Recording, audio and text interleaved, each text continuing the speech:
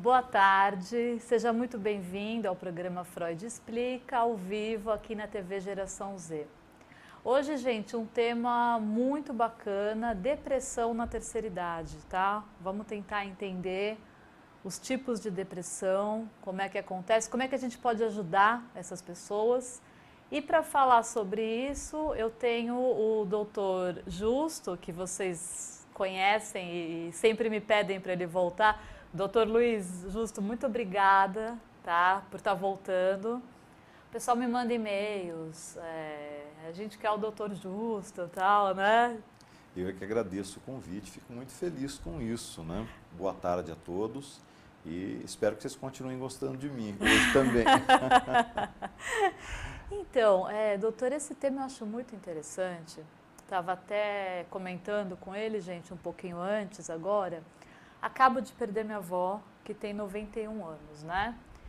E o que eu senti foi uma questão de uma depressão dela que era ignorada pelos médicos no sentido dela ir e voltar, né, de UTI para casa, sendo que, na verdade, o que se frisava mais era a questão de voltar, de ter a saúde física, né? Mas não se colocava em questão a saúde emocional. Como é que você vê isso? Quer dizer, longevidade sem qualidade de vida, isso está acontecendo ou uma experiência que eu presenciei? Como é que está isso? Então, eu acho uma questão bem importante, né? Eu acho que uma coisa que é um fenômeno da modernidade é essa ampliação da longevidade, que realmente nós vemos que a cada década isso é mais pronunciado.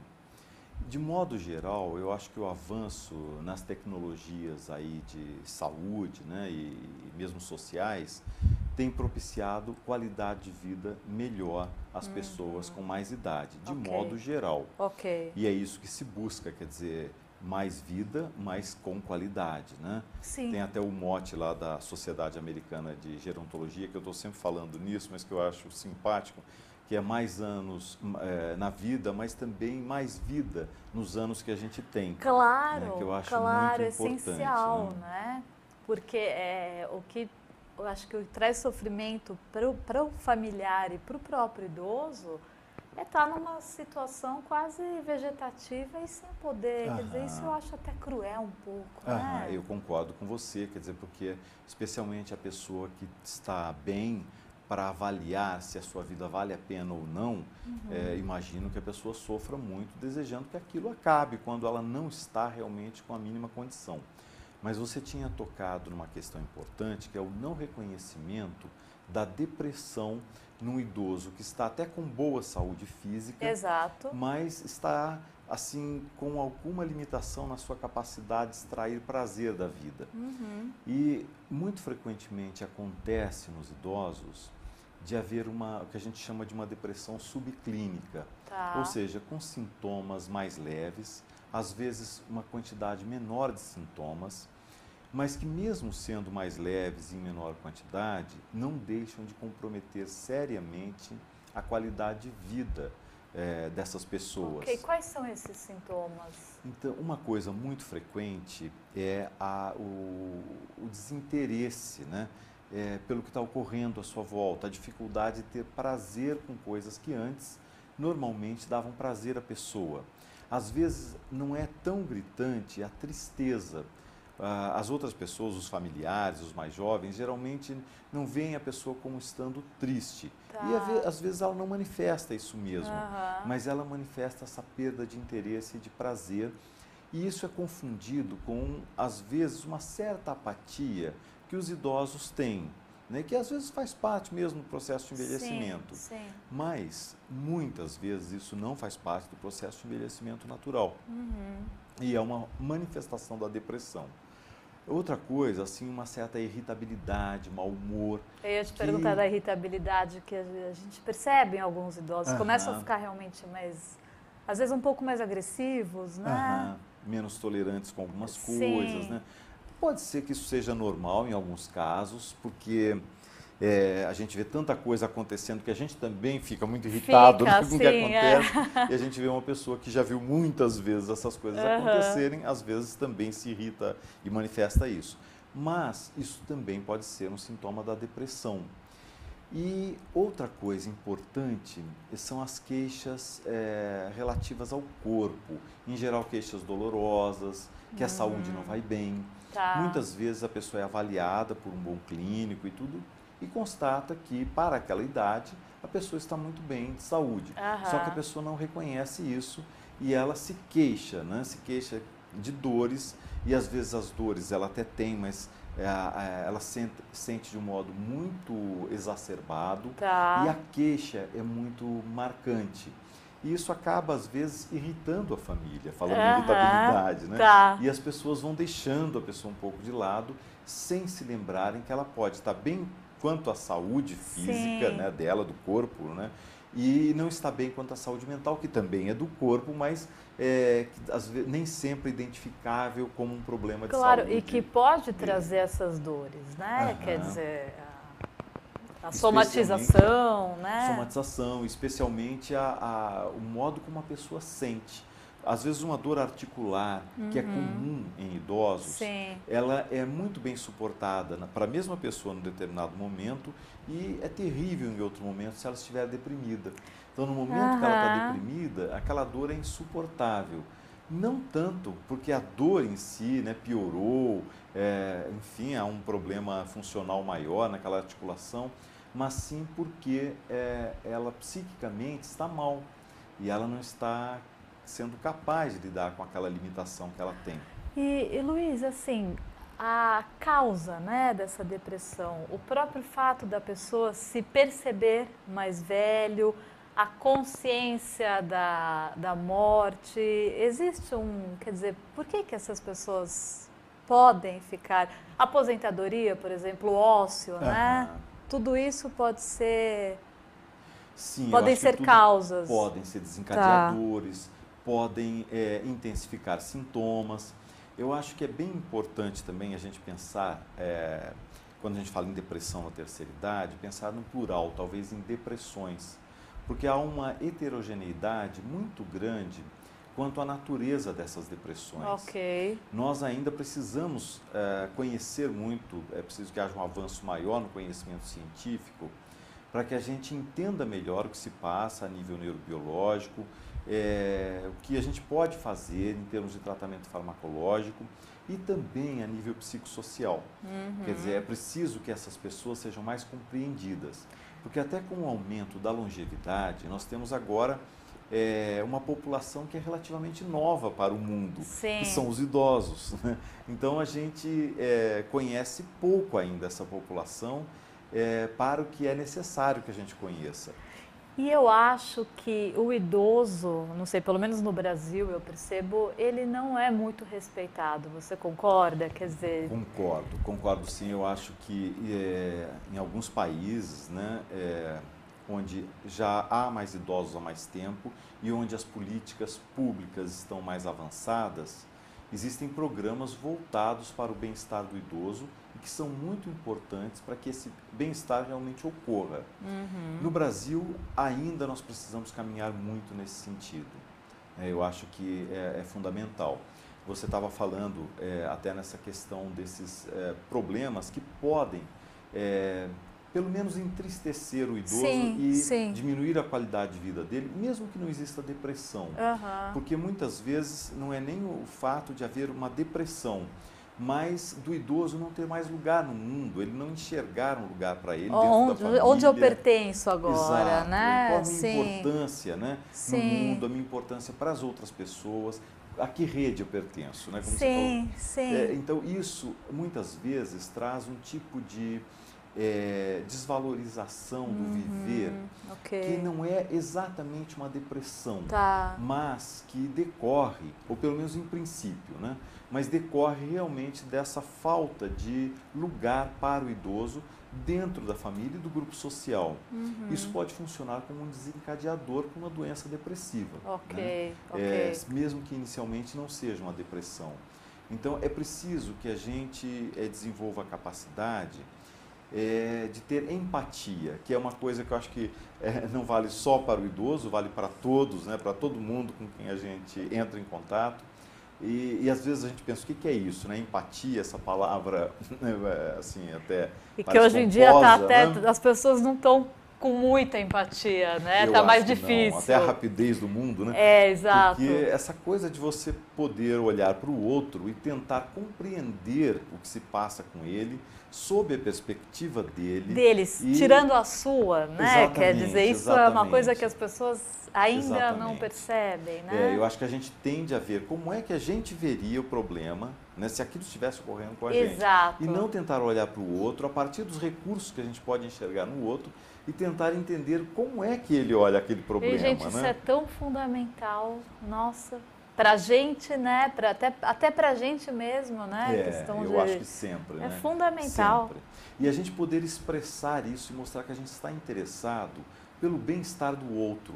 Assim como nós temos interesse pelo nosso próprio bem-estar, que o bem-estar do outro também nos interessa. Sim, e que nós queremos compreendê-lo, nós queremos saber como ele está sentindo a vida, o mundo, que realmente é um problema para ele e como é que a gente pode ajudar nesse sentido. Né? Eu acho que empatia é fundamental. Eu já vou te ler aqui, que está cheio aqui. É aqui da Camila. Boa tarde, Tati e Dr. Justo. Eu me encontro numa situação estranha. Estou com 70 anos e morei os últimos 15 anos com os meus pais para poder cuidar da velhice deles. Meu pai faleceu há 5 anos, aos 95 anos, e minha mãe acabou de falecer mês passado, aos 91 anos. Agora, sozinha, sinto uma depressão esquisita, que não cheguei a sentir quando minhas filhas saíram de casa. É como se agora estivesse passando pela síndrome do ninho vazio. Será que simplesmente eu protelei a depressão comum na terceira idade porque estava voltada para os meus pais e que agora está se manifestando? Não deveria me sentir triste, claro, mas livre para poder finalmente viver minha própria vida um pouco? É normal esse sentimento da minha idade ao perder os pais já idosos? Olha, eu vejo isso como muito normal, dona Camila, ou Camila, né? Camila, sim, se posso chamar assim. Né? Eu acho normal, sim, eu acho muito natural, porque você acabou de sofrer uma perda importante. Mesmo a gente considerando que a mãe, né, viveu bastante, enfim, que talvez já não estivesse bem o suficiente para continuar vivendo, sem sofrer. A gente pode considerar 1000 coisas a respeito disso, mas a perda de um pai, de uma mãe, é sempre muito dolorosa. E a gente não resolve isso tão rapidamente assim. A gente deseja que isso possa ser resolvido o mais rapidamente possível, mas as nossas capacidades aí de resolução variam muito de pessoa para pessoa, mas normalmente não agem tão rapidamente. Então, eu acho que isso é normal. É o processo do luto. É o processo do luto, sim. O luto que isso é muito humano, né? Nós todos, quando perdemos uma pessoa muito querida, vamos passar por esses sintomas. Talvez não seja exatamente uma depressão, né? E sim o seu luto que você está vivendo, essa perda das pessoas queridas. E você mencionou uma coisa importante também, quer dizer, você tem se ocupado com os cuidados com os pais. E agora você vai ter que um pouco reinventar a sua vida, né? Luiz, doutor, isso pode ter virado uma função no caso dela? Quer dizer, agora eu perdi minha função, por que eu faço? Sim, com certeza. Minha função é de cuidadora. Com certeza. E a gente perde a noção da nossa própria importância no mundo. Nós sempre somos importantes no mundo, né? E nós temos que encontrar as maneiras de fazer isso valer. E com certeza elas existem, né? Bacana. Olha aqui a Ana Costa de São Paulo. Estou adorando o tema. Tenho uma avó de 85 anos que conheceu um senhor de 84 e estão noivos. Que bacana, Ana. Muito bacana. Que legal. Todos acham que ela é louca. Ela diz que a vida está começando agora e pela primeira vez se apaixona. Tati, adoro o Doutor Justo. Mais uma fã aqui sua. Obrigado, eu fico super contente. Ana, muito, muito legal isso, né? Quer dizer, a paixão nos idosos, né? Quer dizer, por que não? Claro, por claro. Que não? Claro, né? Isso é vida, né? É vida. Amar, a gente enquanto vive, e tem um mínimo de capacidade de perceber o mundo, de gostar dele, a gente tem capacidade de amar. E temos que exercer isso, né? Que é uma coisa também que eu acho que hoje mais frequente, com essa longevidade aumentada, Sim. a gente vê as pessoas se casando em idades mais avançadas. Sim, eu vi vários casos em locais de casas de... que o idoso fica, né? Casas de repouso, quer dizer, acabam se conhecendo ali, casam, né? Quer dizer, é bem bacana mesmo. E eu acho que as pessoas resistem um pouco, assim, a aprovar esse tipo de acontecimento, porque elas imaginam o casamento, muitas vezes, somente a partir do interesse sexual de uma pessoa pela outra. Exatamente. E existem mil outros fatores que entram no casamento, numa união entre duas pessoas. A possibilidade da gente ter alguém que goste da gente, que nos acompanhe, né, que seja solidário quando a gente tem algum problema, isso é tão precioso, né? Temos que nos permitir isso e permitir isso àqueles que nos cercam e que estão em idades mais avançadas. E a família não pode ter muito ciúme, não, porque às vezes a gente fica com ciúme também, né? É nosso, né? Não pode. Aqui vamos ver a Diana. Tati, Dr. Justo. Quanto mais envelheço, mais tenho medo de ficar sozinha. O medo do abandono da família, principalmente dos filhos e netos. É muito ruim me sentir assim. É como se eles estivessem comigo por obrigação. O que eu posso fazer, doutor? Então, isso também é outra questão Deve ser fundamental, complicado muito você não importante, saber né? se a família está com você ou sentir talvez essa obrigação, né, esse dever de estar, né? Então, isso até pode ocorrer, mas eu acho que antes de tudo, a gente mesmo começa a se ver assim. Então, a gente Exato. começa a achar que a gente não vale muito a pena, que a gente não tem muito algo que faça com que as pessoas gostem da gente. Isso começa a fazer com que a gente se retraia, a gente às vezes não manifesta muito o que a gente sente, os nossos interesses, e isso realmente vai produzindo um afastamento dos outros que parte de nós mesmos. Mas quando acontece, e é verdade, isso é da vida, às vezes a família, por várias razões, se afasta um pouco da gente. Nós temos que buscar ativamente alternativas, tanto no sentido de encontrar maneiras da gente se reaproximar das pessoas da família que têm capacidade amorosa e podem continuar próximas da gente, suportando o nosso envelhecimento, as nossas mudanças e continuando tendo prazer na convivência com a gente. Tanto isso, quanto buscar na rede de amigos, socialmente, às vezes ocupações que a gente pode ter, trabalho voluntário, Sim. Isso é precioso para outras pessoas e nós temos muito a encontrar, muitas coisas a descobrir, mesmo que a gente às vezes tenha uma idade já muito avançada. E Luiz, hoje eu percebo que tem muitas atividades, inclusive gratuitas para o idoso. Muitas. Dança não sei do que, dança, quer dizer, passeios, né, viagens, quer dizer, existe essa possibilidade. Com certeza nós temos que procurar, porque como ainda, né, nós não temos um sistema de bem-estar social, digamos, Sim. que entregue isso ao idoso em casa, né, nós temos que buscar isso. Se a pessoa consegue acessar a internet, por exemplo, isso facilita muito. Se não consegue, ela pode pedir a um familiar que procure, né, quais são atividades voltadas, né, para mim, uma pessoa na minha idade, o que eu posso fazer para alegrar a minha vida? A gente tem que buscar alegria na vida, né? Sempre, né? Sempre. Isso se aplica à questão da aposentadoria. Quando a gente fala em aposentadoria, a gente já remete aí a uma questão de talvez uma possível depressão, né? Eu acho que a aposentadoria, ela pode se tornar uma coisa muito bem-vinda na vida da pessoa, se eu consigo preencher o meu tempo com atividades que eu valorize e que possam ser valorizadas inclusive pelos outros.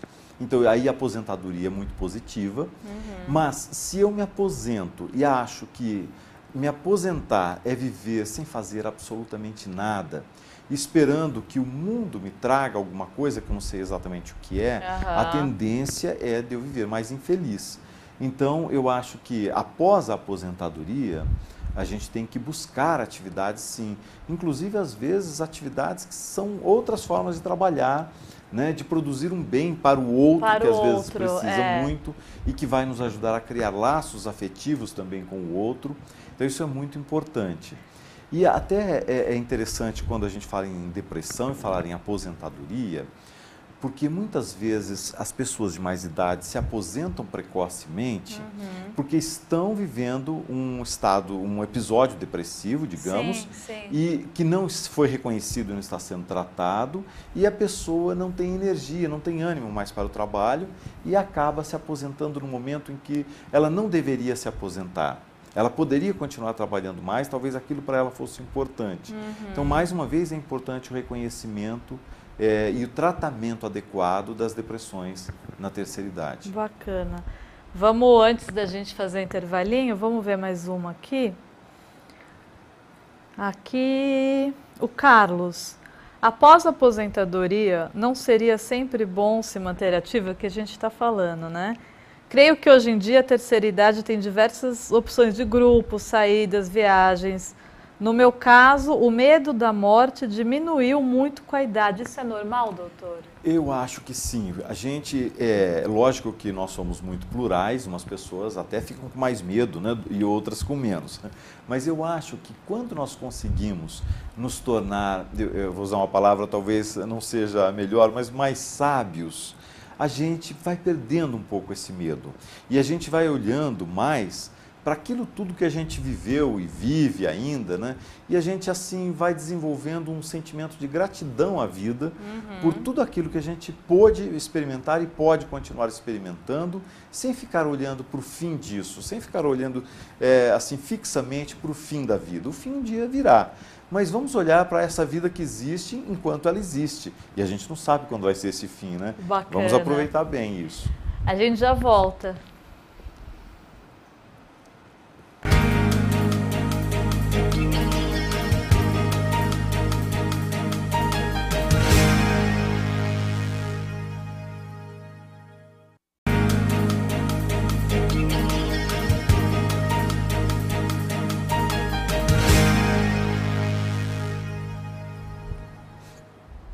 De volta com Freud Explica, hoje falando sobre depressão na terceira idade, com o Dr. Luiz Justo. Luiz, você falou da depressão, né? Como é que a gente pode reconhecer, pensando na parte até cognitiva, né, do idoso, e pode ser confundida, de repente, com algumas doenças? Por exemplo, a gente pensa em idoso, a gente logo pensa em Alzheimer, né? Quer dizer, como é que é? Então, bem importante também isso. A cognição na depressão, ela já está prejudicada, seja no idoso ou no mais jovem. Então, a gente tem uma diminuição da nossa capacidade de atenção, de concentração e mesmo de memória. Numa pessoa mais idosa, isso pode até se apresentar de um modo mais importante, mais acentuado. E é confundido com uma demência, com uma perda, então, das capacidades cognitivas, que é progressiva e mais definitiva, e que também é um problema que pode ocorrer com as pessoas idosas. Tá. Mas o que a gente observa é que isso que até se chama de pseudodemência, uma vez sendo tratada, né, com os antidepressivos adequados, desaparece, ou pelo menos melhora tanto que a pessoa não chega nem mesmo a perceber muito bem. Que legal. E aí entra uma questão importante, até a pessoa tem que discutir isso com seu médico, procurar os medicamentos mais adequados para tratar, por exemplo, uma depressão em que a cognição seja, o prejuízo da cognição seja muito proeminente. E nós já temos um bom número hoje de antidepressivos que têm mecanismos de ação relativamente diferentes e temos alguns para entrar no mercado que vão abordar especificamente esses sintomas cognitivos. Então, é mais um ganho que nós teremos. Que fantástico. É muito importante. Muito bacana. E a gente pensa, por exemplo, o que às vezes, o que aparece, o que é essa cognição, né? Que a cognição é essa nossa capacidade de adquirir conhecimento e de operar com esse conhecimento de maneira adequada para resolver a nossa vida. Muitas vezes a gente começa a ter, por exemplo, dificuldades com memória episódica, né? Lembrar fatos que ocorreram com a gente. E se é um idoso, na hora a família acha, isso é da idade, ele está perdendo essa capacidade, né, enfim, da memória. Isso muitas vezes é da depressão. Tá. Esse é um sintoma comum. Então isso também pode ser confundido, Pode ser né? confundido. Tá. E aquilo que a gente chama de função executiva também, que muitas vezes quando há um prejuízo da função executiva, a gente pensa num quadro mais demencial, mas muitas vezes é da depressão. A função executiva é essa capacidade de gerenciamento das funções psíquicas que implicam no planejamento, execução de tarefas de modo adequado às demandas do mundo, né? Então, esses fenômenos cognitivos são importantes de serem abordados pelo médico quando avalia um idoso, porque a depressão pode estar se manifestando ali, e pela família também. A família tem que ficar atenta para que, quando ela identifica esses prejuízos ou perdas, para que ela busque um psiquiatra que avalie, veja se aquilo não é uma depressão. Muito importante isso que você está falando, né? Quer dizer, porque eu acredito que seja difícil o próprio idoso buscar ajuda. Muito difícil. Né? Então a família precisa estar atenta realmente e estar levando o idoso, né? E até porque a pessoa acha que aquilo é da idade, é assim Sim, mesmo. Sim, é da idade, ela né? vai esquecer. Interessante. Você em consultório, como psiquiatra, você recebe familiares que levam os idosos ou é algo mais... Recebo e normalmente, quando uma pessoa é mais idosa, eu gosto muito que o familiar participe, o familiar acompanhe a pessoa, até para que a gente possa conversar sobre essas questões. Sim, sim. Né? Isso acho que ajuda, estimula muito, né? Vamos ver aqui... Aqui o Igor de Belo Horizonte, ele diz o seguinte: doutor, desde os 55 anos começo a me sentir desvalorizado perante a sociedade. Hoje estou com 67 e me sinto velho e com a sensação nostálgica de que nada fiz da vida. A vida passou por mim e esqueci de viver, e esse sentimento só aumenta com a idade. Apenas um desabafo, obrigado pelo tema.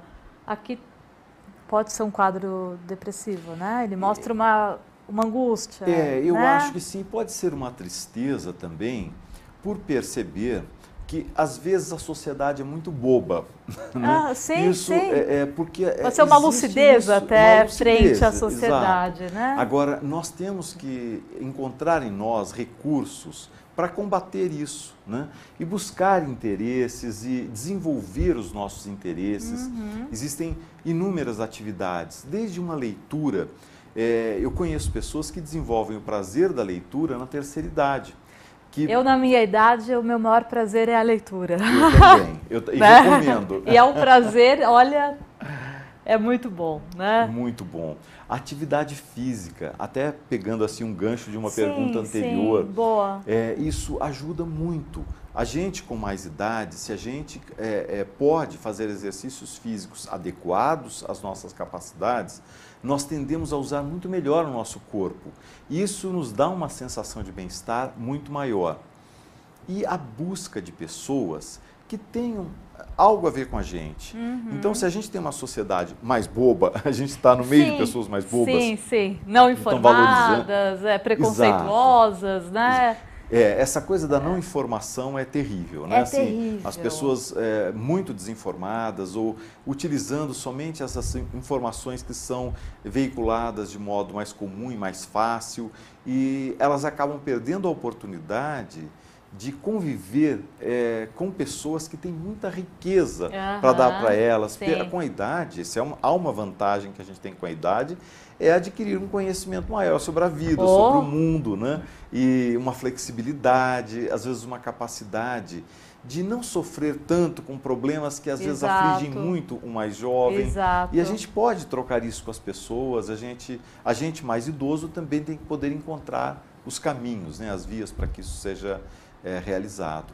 É importante, quer dizer, não se fixar também só, por exemplo, a minha família não me entende, então, quer dizer, existem outras opções, né? Sim, nunca a gente usar isso para que a gente se retraia. Falar, já que não me querem, eu também não quero ninguém, vou viver aqui isolado no meu canto. Não, alguém sempre quer a gente sempre vai querer alguém. Legal. Aqui, vamos ver, a Raquel, ela diz o seguinte: boa tarde. Sou Raquel, do Rio de Janeiro, tenho 73 anos. Morei em Curitiba por quase uma vida e sempre disse que na velhice iria buscar o sol. Bonito isso. Sofro de depressão sazonal. O frio me deixa depressiva. Gostaria de saber do Dr. Justo se isso é comum. Me sinto muito... Agora esqueci uma palavra, ser muito melhor agora deve ser. Com a minha idade atual do que com 20 anos atrás. Abraço. Olha, outra coisa legal da gente falar, depressão sazonal. Sazonal que realmente... Isso existe. Ela não é tão frequente quanto outras formas de depressão, mas precisa ser reconhecida e adequadamente tratada. E você fez uma ótima coisa, Raquel, foi para uma cidade bem ensolarada. Provavelmente os seus sintomas depressivos agora vão correr de você. Vão correr, né? Muito bom. Você sabe que eu conheço um rapaz que ele tem, ao contrário, quando tá calor, ele se sente extremamente depressivo. Né? Ele já chega no consultório, ele fala, você já sabe, né? Ele já está com a postura diferente, porque geralmente a gente se sente depressivo com frio, né? É uma tendência. O comum numa depressão sazonal é a falta de luz. A falta de luz intensa. Exato. Né? Eu acho curioso esse caso, né? Aqui a Laura diz o seguinte, boa tarde, Tati e Dr. Luiz. O ócio pode ter um papel produtivo na mente do indivíduo ou sempre fará mal? Não, depende do ócio. Tem até até eu já vi o título de um livro que eu ainda não li. Tem um livro, Ócio Produtivo. Ócio criativo, eu acho, isso. alguma coisa assim. Então, realmente, quer dizer, o ócio, no sentido em que a gente não está empregando o nosso tempo num trabalho formal e a gente tem o tempo livre para fazer aquilo que a gente quer, pode ser muito bom se nós realmente nos ocuparmos com a atividade e tivermos assim um tempo, utilizarmos o nosso tempo para a contemplação também, né? Das nossas coisas, da vida, daquilo que a gente produziu e poderá produzir. Então nós temos talvez nesse momento um espaço maior para reflexão. Isso pode ser muito bom porque a gente desenvolve outras capacidades da gente. E a gente pode fazer coisas muito legais. Que a gente até não parava para pensar porque estava aquela rotina, Exato. Né? Então você não tem esse tempo com você mesmo, né? Então o ócio pode te trazer isso também, eu acho que é interessante. Que sim. Gente, um monte de gente me ligando aqui ao vivo, mas tudo bem, né? Quem estiver, por favor, pare, né? Vamos ver o Rubens aqui. Boa tarde, eu gostaria de perguntar se há uma relação entre o fato das pessoas viverem muito mais tempo e muitas vezes sem qualidade de vida, com o aumento da depressão em idosos, a gente falou no começo, né? É triste sentir que perdemos o vigor, a independência e a qualidade de vida. Quando se morria mais jovem, havia tanta depressão em idade, então considerada avançada? Então, não, esse é um fenômeno então, mais novo, com essa longevidade aumentada. Interessante, mas eu acho que essa é outra questão legal da gente abordar. Sim. Nós temos que aprender a desenvolver o que a gente chama de resiliência para aquilo que a gente vai perdendo, né? Para que essas perdas não sejam vivenciadas de um modo muito mais dramático do que deveriam ser. A gente perde, sim, capacidades com o envelhecimento, né? Mas, primeiro, a gente tem que ver que isso, se a gente está perdendo, é porque a gente está vivendo muito, vivendo bastante. Isso em si me parece já positivo. Mas também existem maneiras de minimizar essas perdas. Por exemplo, fisicamente. Então, a gente perde a flexibilidade, né? As nossas articulações ficam meio emperradinhas, às vezes a gente tem mais dificuldade de se movimentar. Se nós fizermos exercícios adequados, fortalecendo a musculatura, do modo que a gente, lógico, pode fazer isso, a gente vai ver que o nosso corpo vai funcionar melhor. Isso nos dá uma sensação de liberdade maior e essa perda que a gente realmente tem passa a ser muito minimizada. Muitos problemas de saúde que nos afligem, temores até com a saúde, hoje o que a gente vê é que esse avanço, né, nas tecnologias de tratamentos e tudo mais, esse avanço nos permite condições de saúde muito melhores. Então, hoje, o fato de nós envelhecermos não significa necessariamente que nós tenhamos que viver de um modo desconfortável na idade mais avançada. Então, a gente consegue uma velhice com bem-estar. Como o Dr. Luiz muito bem disse um pouquinho antes, quer dizer, perceber aquilo que se ganhou também na velhice, não só o que se perdeu. Exato, exatamente. E você me lembrou uma coisa engraçada, Luiz, há um tempo atrás eu entrei numa academia para fazer hidroginástica, né? E essa aula de hidro só tinha gente da terceira idade comigo, né? E pessoas bem mais velhas, e elas mandavam muito melhor do que eu, assim. Eu achei um barato, eu me senti ali, né? Eu falei, olha só, né? Elas estão firmonas, musculosas, não é? Eu acho muito bacana, né? Muito, muito.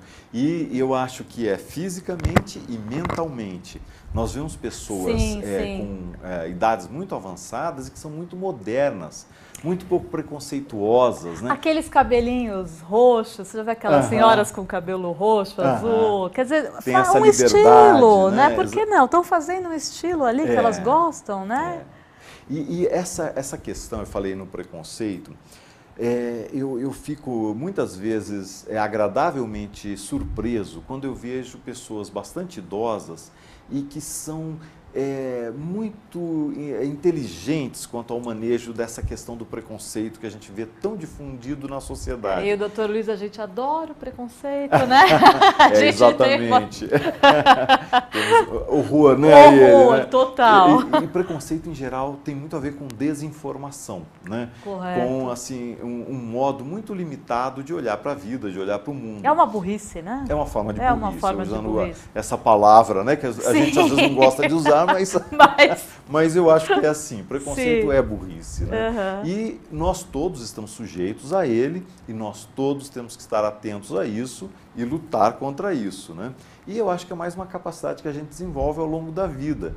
Então nós mais velhos podemos ser agentes anti-preconceito, né? Podemos questionar, né, os outros quando se manifestam dessa forma. Interessante isso. Interessante. Até se eu puder fazer uma propagandinha da Abrata. Por favor, Abra, eu sou super fã da Abrata. Falando em informação e tudo mais, né? Existe uma sociedade sem fins lucrativos que se destina a divulgar informação sobre os transtornos do humor, que a gente até agora tem chamado assim, que são as formas de depressão e o transtorno bipolar e, enfim, seus correlatos, né? A Abrata, quem quiser procurar, a Abrata pode ser acessada por telefone ou por internet. Eu acho que o site está aparecendo no GC, né? Então, ótimo. Então, seria muito legal, vocês serão todos muito bem acolhidos na Abrata, tanto querendo participar das atividades que acontecem lá, como nós temos grupos que acontecem, grupos de apoio mútuo, com a presença das pessoas na Abrata. Então, pessoas que sofrem de depressão ou de transtorno bipolar podem se reunir para conversar sobre o que acontece com elas lá, os familiares também, e as pessoas que não moram em São Paulo e que eventualmente queiram entrar em contato com a Abrata, nós também estamos disponibilizando o telefone, né, Tati, que está aparecendo na tela. Está aparecendo. Eu não sei se o horário apareceu, mas atualmente nós estamos com atendimento lá entre 13h30, né, e 17 horas. Gente, entrem porque também tem um blog, tem matérias, é muito bacana mesmo. Me veio uma questão agora, o idoso, existe um grupo da Abrata para a depressão do idoso, um grupo específico? Até o momento não, quer dizer, as pessoas idosas estão entre as outras pessoas, porque o foco é nos transtornos de humor. Então, as pessoas, por exemplo, que têm depressão ou transtorno bipolar, né, estão todas inseridas em grupos onde há pessoas mais jovens e mais velhas. O que nós temos lá é para adolescentes, que realmente aí tem um comportamento muito diferente, né, das pessoas adultas. Que aí não daria para ficaria um pouco mais difícil. Sim. Muito bacana. E você não está mais na vice-presidência, você está agora... Não, eu não sou mais vice-presidente, mas eu faço parte do Conselho Científico. Eu sou membro do Conselho Científico da Abrata, então estou bastante atuante lá dentro também. Doutor Luiz, assim, super obrigada, assim, mais uma vez, né? Eu que agradeço o convite e a oportunidade. Espero que você volte sempre, né? O meu pedido é pedido de todos aqui, né? Eu gostaria muito de voltar. Obrigada, viu? Obrigado. Gente, eu vejo vocês a semana que vem. Um beijo muito grande. Até lá.